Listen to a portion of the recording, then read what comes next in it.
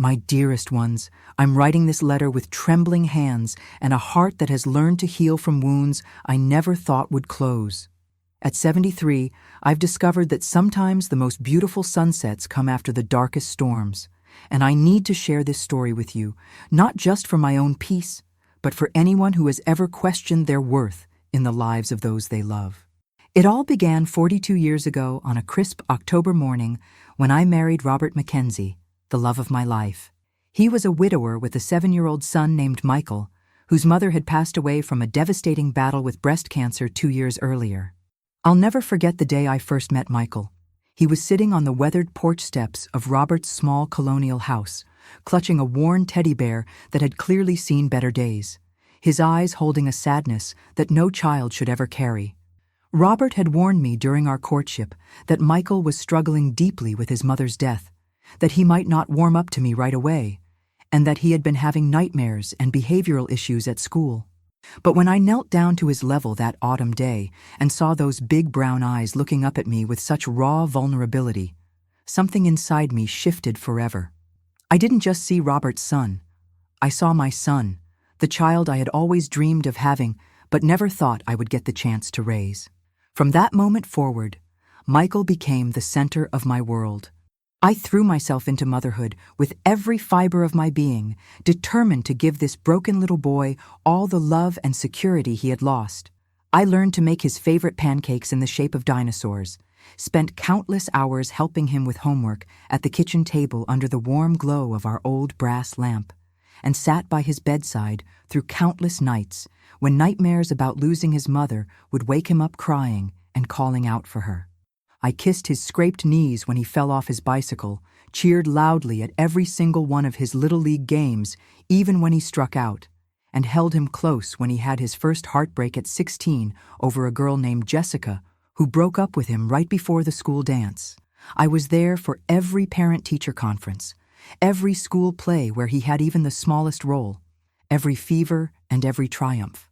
Michael never called me Mom. He called me Grandma Rose from the very beginning, even though I was more like a mother to him than a grandmother. I never pushed him to change it or corrected him. I understood that his mother would always hold that sacred title in his heart, and I was honored to be whatever he needed me to be. The name didn't matter. What mattered was the love we shared. Those early years weren't easy. Michael would sometimes wake up screaming for his mother, and I would rock him back to sleep, singing lullabies my own mother had sung to me. He went through phases where he would test my patience, acting out in ways that made my heart break because I knew it was his grief manifesting in the only way a child knew how. But I never gave up on him. I never walked away. I was determined to prove to this little boy that he was worth staying for. When Michael turned 22, he married his college sweetheart, Sarah, a lovely girl with auburn hair and a warm smile who worked as an elementary school teacher. I remember spending weeks helping them plan their wedding, staying up late addressing invitations by hand because Sarah wanted them to look personal and special, and making centerpieces out of mason jars and wildflowers because they were on a tight budget as young newlyweds. I was so proud watching Michael walk down the aisle in his father's old suit that we had tailored to fit him perfectly. Seeing him standing there, handsome and confident, knowing that despite all the pain he had endured as a child, he had grown into a kind, successful man with a good heart, filled me with such overwhelming joy that I cried through the entire ceremony. Soon after their wedding, they blessed us with 3 beautiful children: Emma, born with a head full of dark curls and her father's brown eyes; Luke, who came 2 years later with his mother's auburn hair and a mischievous grin; and little Sophie, the baby of the family who arrived 4 years after Luke with blonde hair and the sweetest disposition you could imagine. Robert and I became the doting grandparents, and these children became the absolute light of our lives. Every weekend without fail, they would pile into Michael's old station wagon and come over to our house on Maple Street. I would spend Friday nights preparing for their visits, baking chocolate chip cookies from scratch, setting up craft projects on the dining room table, and making sure their favorite snacks were stocked in the pantry. I would bake cookies with Emma, teaching her how to measure ingredients and letting her lick the spoon when we were done. I taught Luke how to garden, showing him how to plant seeds in neat rows in our backyard vegetable garden, and explaining how plants grew from tiny seeds into beautiful flowers and delicious vegetables. And I read countless bedtime stories to Sophie, doing different voices for all the characters, and watching her eyes grow wide with wonder at every magical tale. I was there for every milestone in their lives. First steps, first words, first day of school. When Emma lost her first tooth, she wanted to put it under my pillow because she said my house was where the tooth fairy lived and she wanted to make sure the tooth fairy could find it. When Luke scraped his knee learning to ride a bike on the sidewalk in front of our house, he ran straight to me for comfort, and I cleaned his wound with gentle hands while telling him stories about brave knights who got hurt in battle but kept fighting. When Sophie had bad dreams about monsters under her bed, she would call me in the middle of the night, and I would sing to her over the phone until she fell back asleep, my voice carrying her into peaceful dreams from miles away. These children had filled a void in my heart I didn't even know existed, and they called me Great Grandma Rose, a title I wore like a badge of honor. Robert used to joke that I spoiled them rotten, and he was probably right. I couldn't help myself. When they wanted ice cream for breakfast, I would sneak them small bowls before their parents woke up. When they wanted to stay up late to watch a movie, I would let them build blanket forts in the living room and make popcorn on the stove. When they wanted new toys, I would find excuses to buy them little gifts that I would hide around the house for them to discover during their visits. But it wasn't just about spoiling them with treats and gifts. I was genuinely invested in their lives, their dreams, their fears, and their hopes. I knew Emma wanted to be a veterinarian because she loved animals. I knew Luke dreamed of playing professional baseball and practiced his swing in our backyard every weekend. I knew Sophie was afraid of the dark, but loved drawing pictures of rainbows and unicorns. When Robert passed away 5 years ago after a sudden heart attack, Michael and his family became my rock during the darkest period of my life. They helped me through all the funeral arrangements, taking care of details I couldn't handle in my grief. They stayed with me during those first lonely nights when the house felt too quiet and too empty without Robert's presence. They made sure I wasn't alone, rotating visits so that someone was always checking on me. Emma, who was 17 at the time, would come over after school to do her homework at my kitchen table, keeping me company during those long afternoon hours when the silence felt overwhelming. Luke, who was 15, would mow my lawn and help me with household repairs that Robert used to handle. Little Sophie, who was only 11, would draw me pictures and leave them on my refrigerator with notes that said, "I love you, Great Grandma Rose," in her careful handwriting. I felt so grateful to have them in my life, to have built this beautiful family together over the years. They were my anchor during that difficult time, and I couldn't imagine my life without them. The children were growing up so fast, and I watched with pride as they blossomed into remarkable young adults. Emma was accepted into college with a scholarship to study veterinary medicine, fulfilling her childhood dream of working with animals. Luke became captain of his high school football team and was being recruited by several colleges for his athletic abilities. Sophie was developing into a talented artist, winning awards at school art shows and talking about studying graphic design when she graduated. I attended every game, every school play, every art show, every graduation ceremony. I was their biggest cheerleader, their safe harbor, their constant source of unconditional love and support. When Emma was stressed about college applications, I helped her write essays and drove her to campus visits. When Luke was nervous about a big game, I would sit in the stands wearing his team colors and cheering louder than anyone else. When Sophie was shy about displaying her artwork, I would encourage her and tell her how proud I was of her creativity. Last spring, Emma announced her engagement to her longtime boyfriend, David, a kind young man who worked as a software engineer and treated Emma with the respect and love she deserved. I was absolutely overjoyed by the news. I immediately offered to help with the wedding planning, just like I had done for Michael all those years ago when he married Sarah. Emma seemed thrilled to have my help, and we spent wonderful afternoons that summer looking at venues, tasting cakes at different bakeries, and shopping for her dress at bridal boutiques throughout the city. I loved every minute of it. The way Emma's eyes lit up when she found the perfect dress, the way she asked for my opinion on every detail, the way she included me in all the planning discussions. 2 weeks before the wedding, Emma asked me to be part of the ceremony. She wanted me to do a reading about love and family during the service. I was so moved by her request that I cried right there in the bridal shop, tears of joy streaming down my face as I hugged her tight. I spent days choosing the perfect passage from the Bible about love never failing and practicing my delivery in front of the mirror, wanting everything to be perfect for her special day. The wedding was scheduled for a beautiful Saturday in early October, and I had been looking forward to it for months. I bought a new dress for the occasion, a navy blue one with delicate lace details that Emma had helped me pick out during one of our shopping trips. I had my hair done at the salon that morning and felt more beautiful and happy than I had in years. The wedding day arrived, and it was absolutely perfect. The ceremony was held at a charming garden venue about an hour outside the city, with white roses and twinkling fairy lights creating the most romantic atmosphere I had ever seen. The weather was ideal, crisp and clear, with just a hint of autumn in the air. Emma looked absolutely radiant in her flowing white gown, and David couldn't stop smiling as he watched her walk down the aisle. I felt so proud to be part of this celebration, to watch my great-granddaughter marry the man she loved.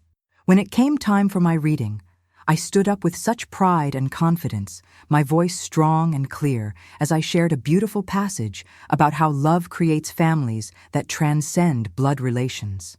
I spoke about how love, commitment, and shared memories are what truly bind people together, making them family in every sense of the word.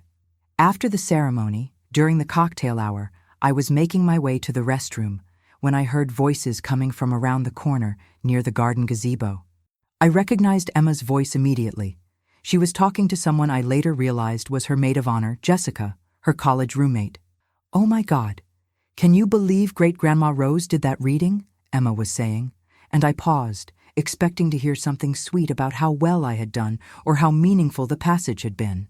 Instead, what I heard next shattered my heart into a million pieces and changed everything I thought I knew about my place in this family. "I mean, it was nice and all, but honestly, she's not even my real family," Emma continued, her voice casual and dismissive. "She's just my grandfather's wife. I only asked her to do the reading because I felt sorry for her. She gets so emotional about everything, and I didn't want to hurt her feelings. But honestly, it was kind of awkward." Jessica laughed, a sound that felt like knives in my chest. "Really? I thought she was your actual great-grandmother. She seems so involved in everything, and she was crying during the ceremony." "No, she's not blood-related to us at all," Emma replied, her voice getting more animated as she continued. "She married into the family when my dad was just a kid. Don't get me wrong, she's sweet and everything. But sometimes I feel like she tries way too hard, you know? Like she's always trying to prove she belongs. It's kind of much. She shows up to everything, buys us all these gifts, and acts like she's our real grandmother when she's not." "That's so weird," Jessica said. "I had no idea. She seems so devoted to you guys." "Yeah, well, that's the thing," Emma sighed. "I think she's lonely since Great-Grandpa Robert died, and we're all she has. But honestly, sometimes it feels like she's trying to buy our love or something. Like she doesn't need to come to every single game or event. It's almost suffocating." I felt like I had been punched in the stomach by a professional boxer. The air completely left my lungs, and I had to lean against the wall to steady myself as the world spun around me. Everything I had believed about my place in this family, every moment of joy and love I had shared with these children over the past 25 years, suddenly felt like a complete lie.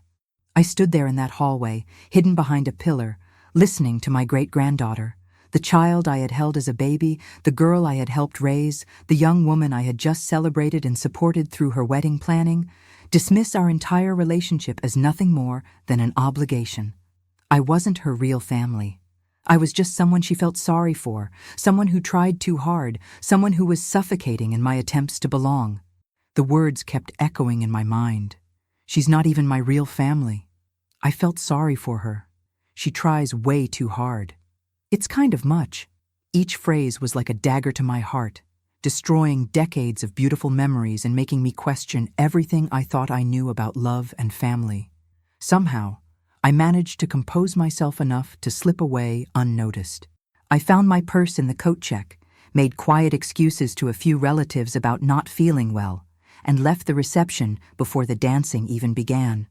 I drove home in a complete daze, my hands shaking on the steering wheel as Emma's words echoed in my mind over and over again like a broken record. That night, I sat alone in my empty house and cried harder than I had since Robert's funeral. But these weren't just tears of sadness. They were tears of deep, profound humiliation and betrayal. I felt foolish for believing that love could create the same bonds as blood. I felt naive for thinking that all those years of devotion and care had meant as much to them as they had meant to me. I looked around my living room, filled with photographs of Emma, Luke, and Sophie at various stages of their lives. Pictures of birthday parties I had thrown, Christmas mornings we had shared, vacation trips where I had been included as part of the family. Every single image now felt like a lie, a reminder of how delusional I had been about my place in their lives. For weeks after the wedding, I withdrew from everyone and everything. When Emma called to thank me for the reading and ask how I was feeling, I could barely speak to her. My voice was cold and distant, and I kept the conversation short, claiming I was still under the weather. When Luke called to invite me to his homecoming game, I made excuses about being too busy. When Sophie asked if she could come over to bake cookies like we used to do every weekend, I told her I was too tired and had other plans. Michael eventually noticed my distance and came over to check on me. He sat in Robert's old leather chair, the one I hadn't had the heart to move or replace, and asked what was wrong. He looked genuinely concerned, his brow furrowed with worry as he studied my face. "Rose, you've been different since Emma's wedding," he said gently. "You seem distant, sad. Did something happen? Are you having health problems you're not telling us about?" I wanted to tell him everything, to pour out my heart and explain how his daughter had shattered my world with her casual cruelty. But I couldn't bring myself to repeat Emma's words. What would be the point? It would only create family drama and hurt feelings. Instead, I just said I was tired and needed some space to figure things out. But as the weeks turned into months, something inside me began to shift. The initial pain and humiliation slowly gave way to something else. A quiet strength and determination I hadn't known I possessed.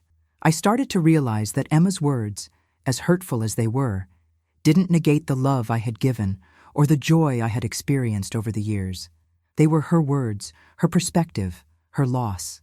I began to reclaim my life in ways I hadn't done in decades. I joined a book club at the local library, something I had always wanted to do but never had time for when I was so focused on my family obligations. I started volunteering at the animal shelter, finding peace in caring for abandoned pets who needed love and attention. I rekindled friendships with women I had let slide over the years because I was always too busy with family events. One day, while volunteering at the shelter, I met a lovely woman named Margaret, who was also a widow. She had been married for 45 years before losing her husband to Alzheimer's disease. We started having coffee together after our volunteer shifts, and I found myself sharing my story with her over steaming cups of coffee and homemade scones. Margaret listened without judgment, nodding sympathetically as I told her about Emma's words and how devastated I had been. When I finished, she was quiet for a long moment, then reached across the table and took my hand. "Rose," she said, her voice gentle but firm, "you gave those children 40 years of unconditional love. That love was real, even if they can't see its value right now. You didn't love them because they were your blood. You loved them because that's who you are. And that makes you extraordinary, not foolish." Her words began to help me understand something crucial. My worth wasn't determined by how others perceived me or valued me. I had spent 4 decades being the best grandmother, great-grandmother, and mother figure I could be. I had given freely, loved completely, and shown up consistently for every important moment in their lives. That was something to be proud of, not ashamed of. I started setting boundaries I had never set before. When Emma called asking for help with decorating her new apartment, I politely declined, saying I had other commitments. When Luke wanted me to drive 3 hours to watch his college football game, I suggested he ask his parents instead. When Sophie asked if she could spend the weekend with me like old times, I told her I had made other plans with my new friends.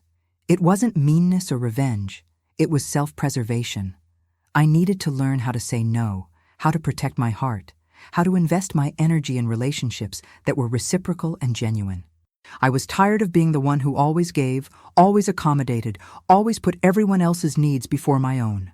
The family noticed the change immediately. Michael confronted me several times, asking what was wrong, why I was pulling away from everyone. His wife Sarah called, concerned about my sudden absence from family gatherings. Even Emma seemed confused by my newfound distance, though she didn't push too hard to understand why. Finally, I told Michael, gently but honestly, that I was simply reorganizing my priorities and focusing on building a life that brought me joy and peace. I explained that I was discovering parts of myself that had been dormant for years, and that I needed to explore who I was beyond my role as the family caretaker. Months passed, and I found myself happier than I had been in years. I was traveling with my book club to literary festivals and author readings. I was fostering kittens from the shelter, giving them love and care before they found their forever homes. I had started taking watercolor painting classes at the community center, discovering a talent I never knew I had. I was making new friends, women my own age, who valued my company for who I was, not for what I could do for them. I was learning to enjoy my own company, to appreciate quiet evenings reading a good book instead of constantly worrying about whether I was needed by my family. Last week, I received a heartfelt letter from Emma. She wrote to tell me that she missed me, that the family felt incomplete without me, and that she couldn't understand why I had pulled away from everyone. She mentioned that she was pregnant with her first child and hoped I would be part of the baby's life, just like I had been part of hers. Reading her letter, I felt a complex mix of emotions swirling through me. There was still love there. That kind of deep, abiding love never completely goes away. But there was also a protective barrier I had built around my heart. I realized that I could love them from a distance, wish them well, and still maintain the boundaries I had worked so hard to establish. I wrote back to Emma, congratulating her on her pregnancy and wishing her all the happiness in the world. I told her I would always care about her and the entire family, but that I was in a different season of my life now. I explained that I had learned the importance of investing my time and energy in relationships where I felt truly valued and appreciated for who I was, not just for what I could provide. I didn't mention what I had overheard at her wedding. There was no point in creating more pain or drama. Instead, I simply wished her happiness and left the door open for a different kind of relationship in the future, one based on mutual respect rather than obligation. Today, as I sit in my sunroom writing this letter, I feel a peace I haven't felt in years. I'm not bitter or angry anymore. I'm grateful for the love I was able to give and the joy I experienced during those 40 years of devoted family life. But I'm also grateful for the hard lesson I learned about self-worth and the importance of loving myself as much as I love others. The sunset outside my window tonight is particularly beautiful, painted in shades of gold and pink that remind me that endings can be just as magnificent as beginnings. I'm 73 years old, and I'm finally learning how to bloom exactly where I'm planted, on my own terms, in my own time. With love and hard-won wisdom, Grandma Rose.